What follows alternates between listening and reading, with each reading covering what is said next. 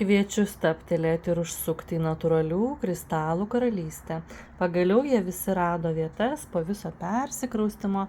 Tai parodysiu mažą dalelę, o elektroniniai parduotuvėje jūs rasite beveik 750 kristalų, mineralų, papuošalų, apyrankių, mažų ir didelių.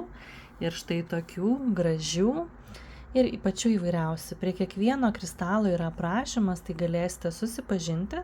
Na, o jeigu pasiklysite, parašykite man žinutę ir aš padėsiu jums atrasti jūsų kristalą. Taipogi galite iš karto pasidalinti, kaip jaučiatės, kas jūs liūdina, kas jūs džiugina. Pagal tai mes jums išrinksime tobulą jūsų naują draugą. Ne veltui Mėnulio magija yra naujai tavo pradžiai. Štai čia yra jūsų mylimukai, visada turiu jų labai daug, čia tik maža dalelė, elektroniniai parduotuvėje rasite žymiai daugiau šitų visų grožių ir tai yra aukštos kokybės ir patikrinti akmenys, tai yra mūsų apsaugos akmuo.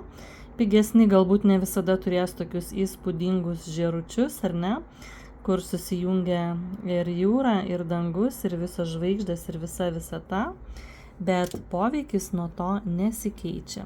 Turime štai ir tokių nedidelių akmenėlių, įvairiausių dydžių. Tai šitas vienas mylimiausių ir įspūdingiausių tikrai mūsų akmenų.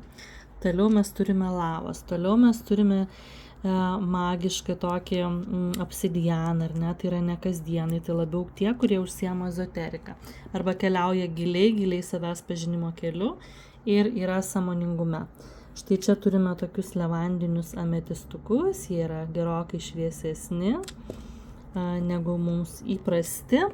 Štai čia yra įvairiausi floritukai irgi jūsų koncentracijai, kūrybiškumui. Čia mes turime tigrą, turime ir daugiau, tik čia yra štai toks streso akmenėlis, labai patogu laikyti kišenėje, arba namuose, arba darbe, kai stresuoji, nervuojas, kažką skaitai. Taipogi mokiniams, nes tai ir vadinasi streso akmenukas ir jo forma ne veltui tokia. Beje, mokiniai labai dažnai renkasi būtent šį akmenį ir labai rekomenduoju ir tėvams, beje, parenku ir vaikams kristalus.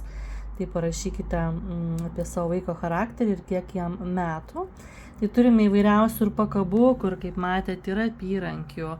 Ir čia dar ne viskas, ir štai tokių didelių bokštelių, ir mažų, ir didelių, visko labai daug, visiems gyvenimo atvejams.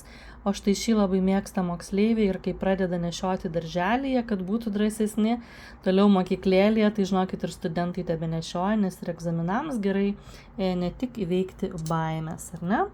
Turime įvairiausių širdelių, kuri moko mylėti save. Na, dabar jau turbūt keliaujame į sekantį video.